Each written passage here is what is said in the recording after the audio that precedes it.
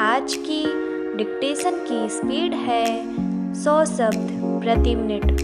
तो चलिए शुरू करते हैं।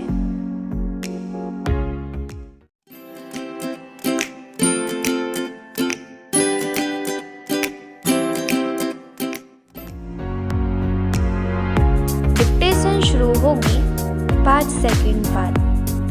5, 4, 3, 2, 1।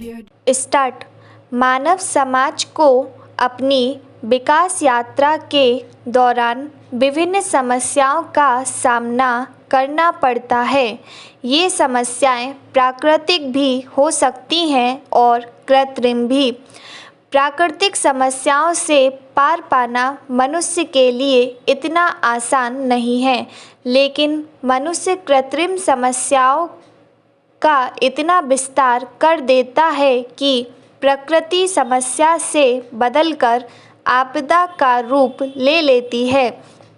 ऐसी ही एक समस्या है महानगरों का बढ़ता घनघोर यातायात। आज हम महानगरों या छोटे शहरों के यातायात को केवल परिवहन की दृष्टि से नुकसानदायक नहीं मान सकते हैं। अगर हमने आज की इस समस्या पर गौर नहीं किया तो इसके हमें और हमारी पीढ़ियों को भविष्य में बेहद खतरनाक परिणाम भुगतने होंगे। शहरों में बढ़ता ट्रैफिक आवागमन की सुविधा को तो अवरुद्ध करता ही है, साथ ही यह हमारे जीवन की गति को भी धीमा करता है। वायु प्रदूषण ध्वनि प्रदूषण को व्यापक स्तर पर बढ़ाता है और इससे दुर्घटनाओं में भी वृद्धि होती है। इसके अलावा मनुष्य पर मानसिक दबाव भी बढ़ता है। वहीं पेट्रोल डीजल की अतिरिक्त खपत का भी हमें खामियाजा भुगतना पड़ता है, जिसके चलते कच्चे तेल की अर्थव्यवस्था पर विपरीत प्रभाव पड़ता है। सड़कों पर बढ़ती गाड़ियों की भीड़ केवल मनुष्य के लिए ही नहीं, बल्कि इसके चलते अन्य जीव जंतु भी संकट में रहते हैं। इसके अलावा यह पैदल राहगीरों के सामने भी एक चुनौती बनकर उभरा है। आज इसी संकट के कारण हम अक्सर सुनते हैं कि किसी तत्कालीन सेवा को सुविधाजनक तरीके से लाभार्थी को प्रदान नहीं कर पाए और इसी कारण हमें कई बार इस समस्या से निपटने के लिए अतिरिक्त सुरक्षा बल को तैनात करना पड़ा। हमारे शहरों में बेहतर प्रबंधन का अभाव होने के चलते बढ़ता ट्रैफिक केवल हम तक ही सीमित नहीं है, बल्कि इसका प्रभाव अंतर्राष्ट्रीय सूचकांकों पर भी दिखता है। इस समस्या के भी कुछ प्रमुख कारण हैं, मसलन महानगरों की बढ़ती आबादी, यातायात प्रबंधन के मामले में प्रशासन का उदासीन रवैया, यातायात के नियमों का पालन न करने वाला समाज, व्यापक स्तर पर बिना लाइसेंस वाले लोग भी नगरों में वाहन दौड़ाते नजर आते हैं। इसलिए राज्य सरकारों को चाहिए कि वह स्थानीय प्रशासन के साथ मिलकर इस समस्या से निपटने के लिए ठोस कदम उठाएं। तभी हम आर्थिक, सामाजिक और सतत विकास के लक्ष्यों को पाने में सफल हो पाएंगे। कोई भी व्यक्ति सियासी पार्टियों में कहने का जनता जनार्दन की सेवा करने, जंग खाई व्यवस्था में बदलाव लाने या फिर देश समाज का चहुमुखी विकास करने की गरज से शामिल होता है, मगर पार्टी जमने लगती है तो बंदरवाट शुरू हो जाती है। जनता की सेवा करना तो दूर, नेतागण अपने लिए मलाईदार पदों और प्रतिष्ठापूर्ण सुविधाओं को बटोरने और उनके लिए लड़ने भिड़ने या एक दूसरे पर लांछन लगाने पर उतारू हो जाते हैं। शायद राजनीति का मतलब ही अब यह रह गया है कि पहले अपना हित देखो, बाद में जनता की फिक्र करो। सभापति महोदय, वित्त मंत्री महोदय के बजट भाषण पर कई माननीय सदस्य अपने विचार व्यक्त कर चुके हैं। कुछ सदस्यों के सामने बड़े अच्छे सुझाव रखे हैं। मैं भी सदन को इस संबंध में अपने विचारों से अवगत कराना चाहता हूँ।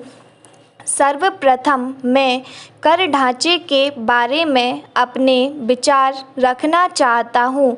बजट में कुछ करों में छूट दी गई है, लेकिन कुछ वस्तुओं पर कर बढ़ा दिए गए हैं जो आम आदमी के प्रयोग में नहीं आती हैं। वित्त मंत्री द्वारा करों में राहत दी गई है, उससे गरीबों को कुछ लाभ होगा, इसमें मुझे संदेह ही है। मेरे विचार से भारत की कर प्रणाली को बहुत सरल बनाया जाना चाहिए।